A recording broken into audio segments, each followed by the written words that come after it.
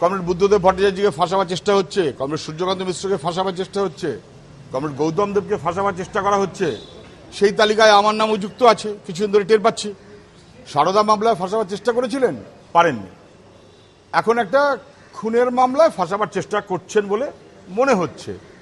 কিন্তু আমি যতটুকু বুঝি, এটা রাজ্যের মানুষ অথবা এমনকি তৃণমূল কংগ্রেসের নেতারা যারা, তারাও কেউ বিশ্বাস করবেন না। তারা সবাই বুঝবেন যে এটা বোকামো করছে সরকার, পাগলামো করছে সরকার, এবং সেই কারণেই এটা জবরদস্তি মিথ্যা মামলায় ফাঁসানোর রকমের চেষ্টা।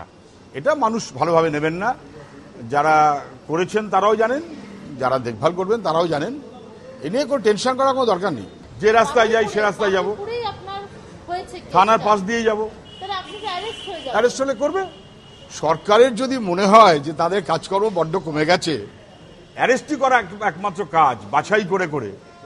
গ্রামের কমরেডরা রোজ মার খাচ্ছে, অ্যারেস্ট হচ্ছে, আমি অ্যারেস্ট হতে পারবো না?